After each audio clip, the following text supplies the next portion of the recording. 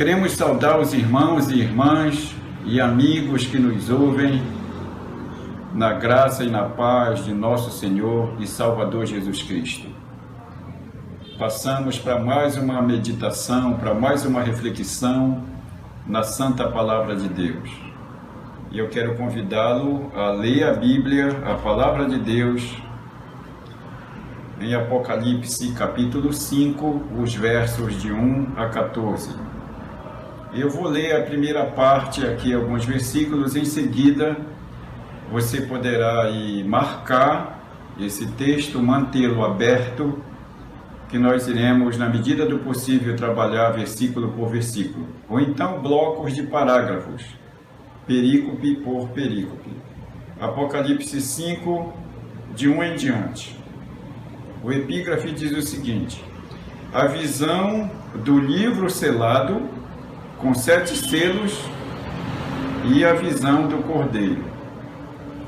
Verso 1. Vi na mão direita daquele que estava sentado no trono um livro, escrito por dentro e por fora, de todo selado com 7 selos. Vi também um anjo forte, que proclamava em grande voz: quem é digno de abrir o livro e lhe desatar os selos? Ora, nem no céu, nem sobre a terra, nem debaixo da terra, ninguém podia abrir o livro, nem mesmo olhar para ele. E eu chorava muito, porque ninguém foi achado digno de abrir o livro, nem mesmo de olhar para ele. Todavia, um dos anciãos me disse: não chores, eis que o leão da tribo de Judá, a raiz de Davi, venceu para abrir o livro e os seus 7 selos. A leitura vai até o verso 14 e você poderá acompanhar aí. Então, irmãos e amigos, o nosso tema de hoje: a história caminha sob a vontade soberana de Deus. O nosso texto, Apocalipse 5, de 1 a 14. A nossa proposição de ideia, aquilo que vamos tratar nesse momento, a mensagem central que esse texto passa para nós, é a seguinte: a igreja precisa saber que Deus está no controle tanto de nossas vidas, quanto da consumação da história. Deus, Ele não somente propõe, como Ele determina o início e o fim das coisas. E nós poderíamos dizer que o nosso conforto vem, irmãos e amigos, quando entendemos a mensagem revelada num texto como esse. Toda a história começa com Deus quando lemos as Escrituras. Ele está no controle de todas as coisas. E também ela terminará segundo a vontade de Deus, é o que diz as Escrituras. Não são os poderosos deste mundo que determinam os rumos da história. Não são os historiadores que decifram os segredos e os mistérios da história. Até porque a história vem a partir do fato acontecido e não antevisto. Não são os futurólogos que retiram o véu da história. Eles até tentam. 2 são as visões humanistas que temos de história. A primeira é a visão cíclica dos antigos gregos, e que muitos ainda entendem assim: é que a história não se move para uma meta. Não há esperança, não há redenção. O que é o que foi, e o que foi será. Não há uma consumação. A segunda visão, a visão do existencialismo ateu. A história é uma sucessão de fatos sem significado. Não há plano, não há esperança. Qual é o sentido da história, então? Frederic Fiedel, no seu livro Filosofia da História, disse que os povos e os governos nunca aprenderam nada com a história. O próprio Winston Churchill, que fez parte da história mundial devido à sua participação na Segunda Guerra com a Inglaterra, diz o seguinte, que os homens cresceram em poder e conhecimento, mas não evoluíram moralmente. Sob pressão, o homem moderno praticará os mais terríveis atos. O historiador Gibbon, no seu livro Declínio e Queda do Império Romano, ele diz o seguinte para nós, abre aspas, a história é pouco mais que um registro dos crimes, loucuras e infortúnios da humanidade. Thomas More, em seu livro Utopia, antevê um tempo na Terra, em que o homem construiria a sua própria felicidade e o seu próprio paraíso. O paraíso seria construído pelas mãos humanas. A brisa do otimismo chegou a soprar na mente de vários filósofos do século XIX. Mas, quando chegou o século XX, com as duas guerras, tudo isso foi por água abaixo. Há também os filósofos da distopia, que entendem que tudo será destruído, que não restará nada, não há céu, não há inferno, a vida começa e termina aqui mesmo, aqui se faz, aqui se paga. Porém, as Escrituras nos dizem de maneira diferente. E quando lemos um texto como esse, o nosso temor e fervor deve aumentar, a nossa adoração e respeito a Deus e a nossa fé e crença de que Deus está de fato no controle das coisas. Somente Deus, que está no trono do universo, tem o propósito para a história. Apocalipse 5:1. A história tem sentido, meu irmão. Sua vida não está solta, não está ao léu. Nós estamos no controle de Deus. A nossa vida, a ideia aqui, que Deus tem em sua mão direita um livro, esse livro contém todos os decretos de Deus, as linhas gerais de todos os acontecimentos, até o fim dos tempos. Este livro contém o registro antecipado da história. Deus é o Senhor do tempo, para Ele não existe passado nem futuro, mas tudo está presente aos seus olhos, pelo fato dele ser eterno. Friedrich Henniker diz em seu livro, que o livro aqui mencionado parece ser o livro dos decretos de Deus e contém o pleno relato do que Deus, em sua soberana vontade, determinou quanto ao destino do mundo e da vida dos salvos e dos perdidos também. Deus tem um plano para cada criatura. Deus escreveu o livro da história antes de acontecer pelo fato dele ser Deus. O livro da história está escrito por dentro e por fora. Tudo está traçado, escrito e determinado. Nada foi esquecido, nem omitido. O passado, o presente e o futuro estão nas mãos de Deus. Para George Elton Led, ele entende que o livro escrito por dentro e por fora significa passado, presente e futuro. Por fora, são coisas que já se passaram, nós sabemos como elas se deram, e por dentro são coisas que só Deus sabe e ainda há de nos revelar. Somente Deus tem a capacidade de desvendar e de conduzir a história à sua consumação. Apocalipse 5, de 2 a 3.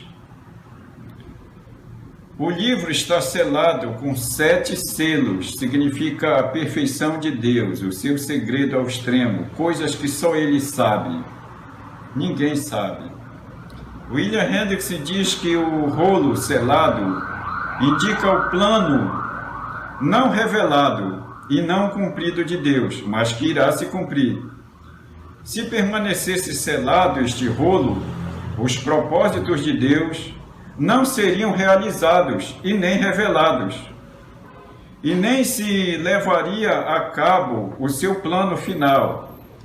Abrir aquele rolo, desatando seus selos, significa não somente revelar o plano de Deus, mas levá-lo a cabo. Verso 5. O número 7 significa completo, perfeito. Tudo que Deus vai fazer e determinou e determinará está escrito, está selado. O livro está totalmente selado. A história sem Deus é um livro lacrado. Só Deus pode dar sentido à história e à sua vida, meu irmão. Ninguém foi achado digno de abrir o livro.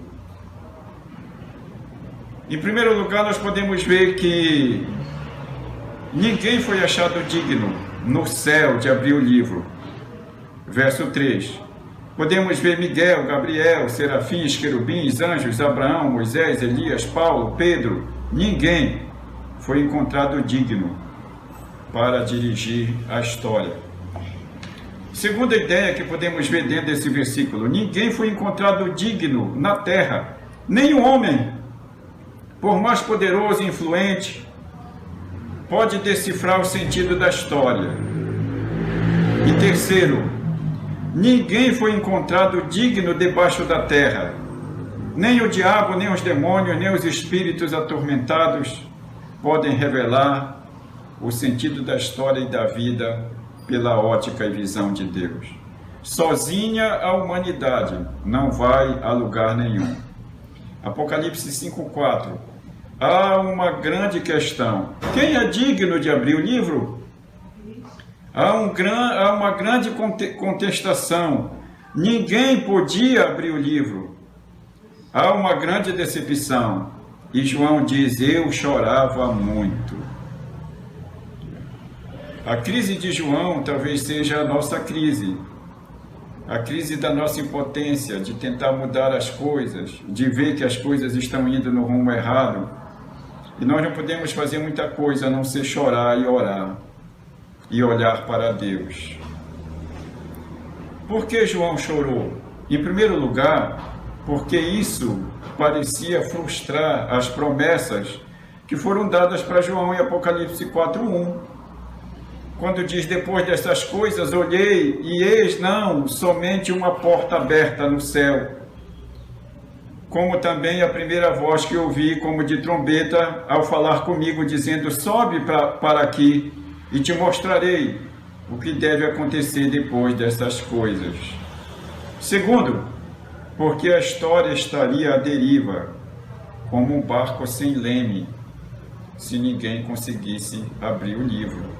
E aí vem a decepção de João, e talvez a de muitos incrédulos, quando não tem em quem confiar, quando não tem um Deus Todo-Poderoso que comanda a história para confiar. Apocalipse 5:5. Há consolo para nós. O grande anjo diz para João: não chores. Às vezes choramos como João, com medo do futuro, com medo do que vem pela frente, com medo da nossa própria situação, com medo da futilidade da humanidade, da traição. O Senhor põe um basta à nossa angústia, meu irmão. Ele traz a solução. Não chores. O digno é procurado e agora o digno é encontrado. Há alguém capaz de dirigir a história e dar sentido à nossa vida e à história final. A solução da história está em Jesus. Apocalipse 5, de 5 a 7. O livro da história está nas mãos dele. Ele tem todo o poder e toda a autoridade. Jesus tem a chave da interpretação da história nas mãos. Ele venceu para abrir o livro. Jesus é o leão de Judá, é a raiz de Davi. Ele venceu o diabo, o mundo, o pecado, a morte. Jesus só é apresentado como o Messias vencedor, porque antes ele foi o Messias sofredor. Ele só é o leão de Judá, porque antes ele foi o Cordeiro de Deus. Jesus vencedor é o Cordeiro que foi morto. João vê sua marca, como tinha sido morto. A sua vitória foi conquistada na cruz. João vê sua posição, ele está em pé, significando ação de poder e glória e de autoridade.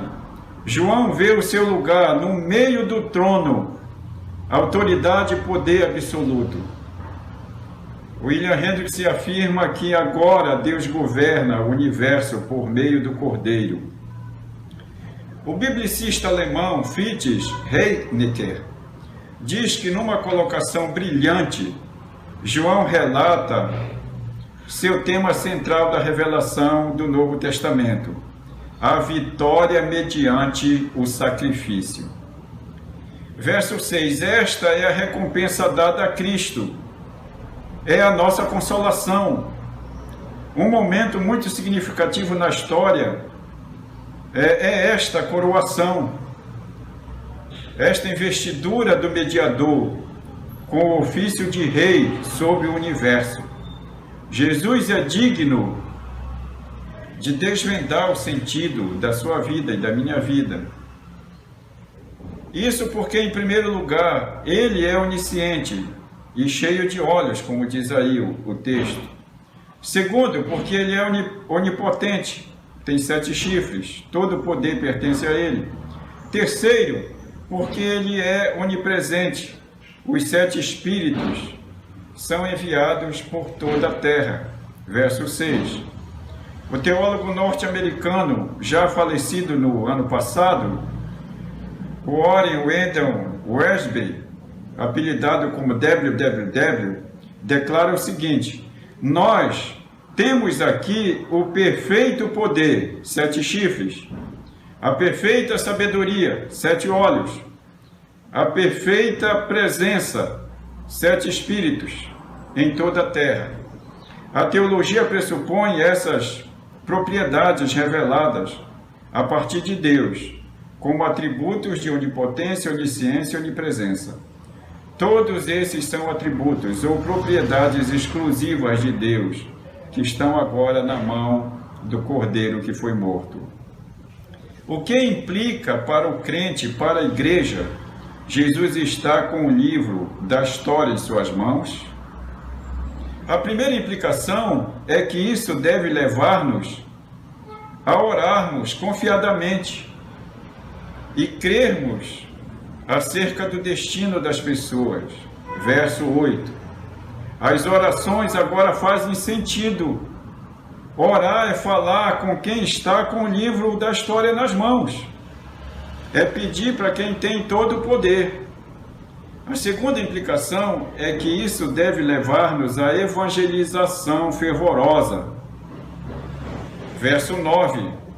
Cristo morreu para comprar com o seu sangue pessoas que procedem de todo o grupo étnico, de toda tribo, de todo o grupo linguístico, língua, de todo o grupo político, povo, e de todo o grupo social, nação.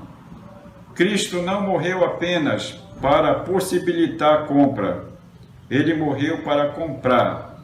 A morte de Cristo foi vicária, foi substitutiva, eficaz. Todos aqueles por quem Cristo morreu serão chamados com graça irresistível para a salvação, como diz Romanos 8:30. Aos que conheceu, a esses chamou, aos que chamou, a esses predestinou, aos que predestinou, a esses justificou, e aos que justificou, a esses glorificou. Como o próprio Jesus fala-nos em João 10, eu ainda tenho outras ovelhas, elas ouvirão a minha voz, elas são minhas, e ninguém as arrebatará da minha mão. Quem são essas ovelhas?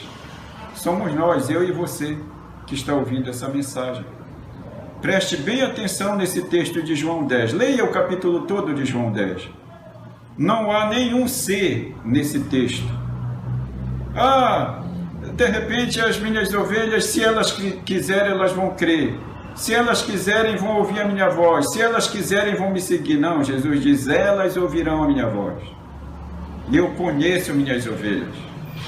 Elas ouvirão minha voz, elas me seguirão, e ninguém as arrebatará da minha mão. A terceira implicação é que isso deve levar-nos a tomar posse da nossa alta posição espiritual. Verso 10. Nós fomos constituídos reino, já reinamos com Cristo espiritualmente, pois estamos assentados com Ele nos lugares celestiais, e reinaremos com Ele plenamente na sua segunda vinda, de acordo com Efésios 2, verso 6, e juntamente com Ele nos fez assentar nos lugares celestiais. Fomos também constituídos sacerdotes. Agora temos livre acesso à presença do Pai por intermédio de Jesus, não por intermédio de sangue, de animal, de cinza, de sal. E me perdoe aqui, mas isso aqui está na Bíblia e nem através de santo nenhum. Só há um mediador entre Deus e os homens, a saber, Jesus, o homem. E ele mesmo disse: eu sou o caminho, a verdade e a vida. Ninguém vem ao Pai a não ser por mim. Você pode interceder por alguém? Sim, você pode nesta vida, pregando o Evangelho para ele, orando por ele, aconselhando, lhe dando uma Bíblia. Mas levá-lo à presença de Deus, somente Jesus Cristo. Somente pela fé. A quarta implicação é que isso deve levar a igreja a dedicar tudo o que é e o que possui ao Cordeiro. Versos 11 e 12. A eles sejam o poder, a riqueza, a sabedoria, a força, a honra e a glória e o louvor. Versos de 8 a 14. O único digno de abrir o livro é encontrado e agora é adorado.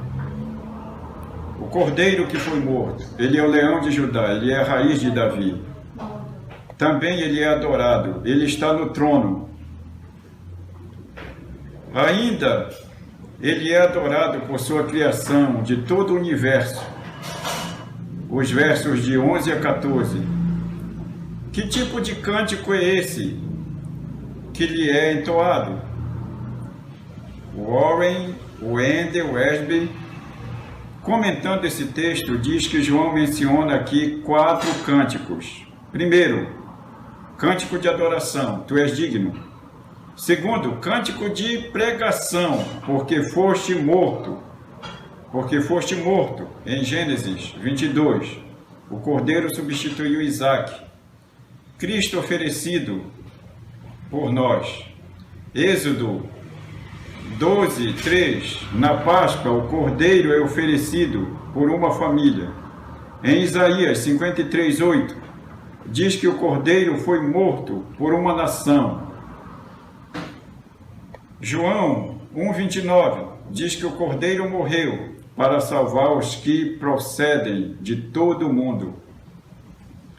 Terceiro cântico é o cântico missionário. Compraste para Deus os que procedem de toda tribo, língua, povo e nação. Quarto cântico é devocional. E os constituíste reino e sacerdotes. E finalmente o cântico profético. E reinarão sobre a terra. Louvado seja o nome do Senhor. Para Rosenbill Edman, ele vê aqui, nesses cânticos, ele vê 2 grandes oratórios. O primeiro oratório é o oratório da criação, capítulo 4. O segundo, o oratório da redenção, capítulo 5. Vocês sabem que o oratório é um gênero musical dramático, com solos e coros, acompanhados de orquestra. O verso 12.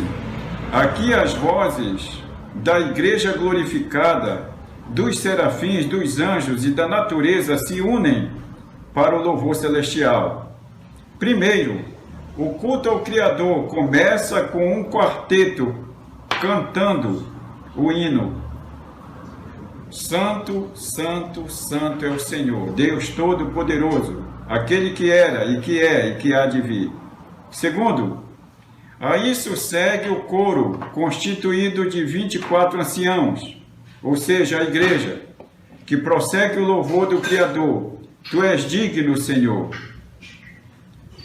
Tu és digno, Senhor e Deus nosso, de receber a glória, a honra, o poder.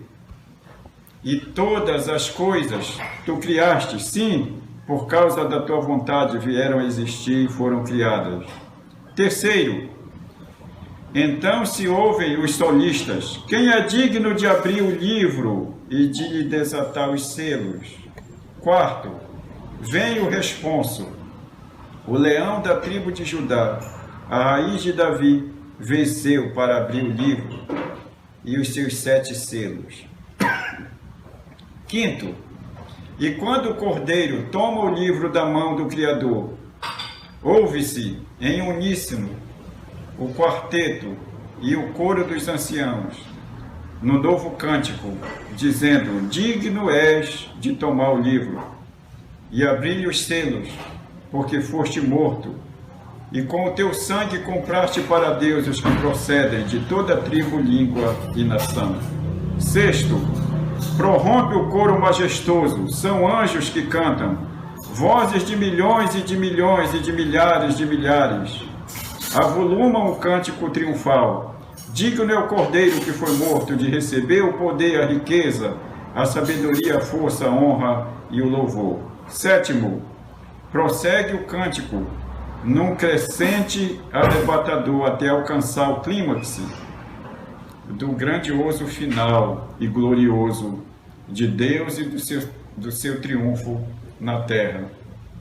Não somente a igreja, os serafins e os anjos se combinam, mas ouve-se toda a criação que há no céu e sobre a terra, debaixo da terra e sobre o mar, e tudo que neles há, louvando ao Criador e ao Redentor, aquele que está sentado no trono, e ao Cordeiro, seja o louvor, a honra e a glória, e o domínio pelos séculos dos séculos. Amém. A igreja na terra não tem o que temer, irmãos. Não importa de quantos juízos esteja repleto o rolo da história humana, porquanto o sentido da música é este: o Criador entregou ao Redentor toda a autoridade no céu e na terra, e os que o seguem jamais passarão despercebido, sem o seu amor e cuidado, e reinarão com ele para sempre. Que Deus nos abençoe. Vamos continuar crendo e temendo ao nosso Deus, porque Ele é o Senhor da história, Ele é o Senhor do tempo, Ele é o Senhor das nossas vidas. Tudo está em suas mãos. Amém.